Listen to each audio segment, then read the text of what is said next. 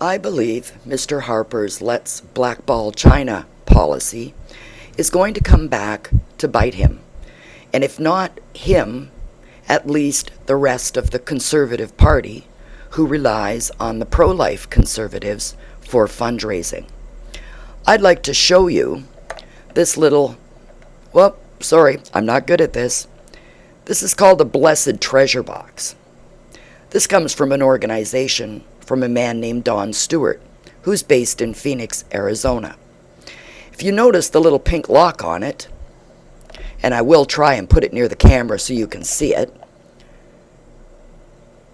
There you go. There you go. That's about the best I can do, ladies and gentlemen. I'm very sorry. Anyway, the tag on that pink lock says, Made in China. So I'd like you to know that the Christian prayers that are being fundraised for, with money I believe diverted to Mr. Harper, are packaged in communist China. Now, these little trinkets do go directly to Mr. Stewart's organization, it seems, in Phoenix.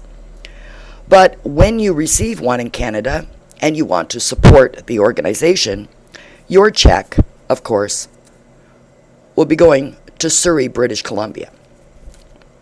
So how does this affect this organization if Mr. Harper does blackball China? Where will the religious fundraising trinkets come from? What country will end up having to make them? So I don't think it's right, although Mr. Harper himself, his feet didn't go on Chinese soil during the Olympics. His religious fundraisers were definitely in China.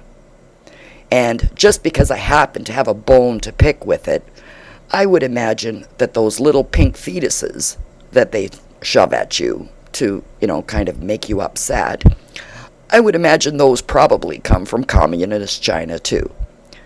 Now, I did have the lock tested, and it's not lead.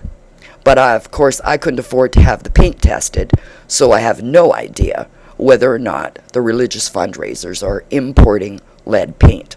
I can't say that.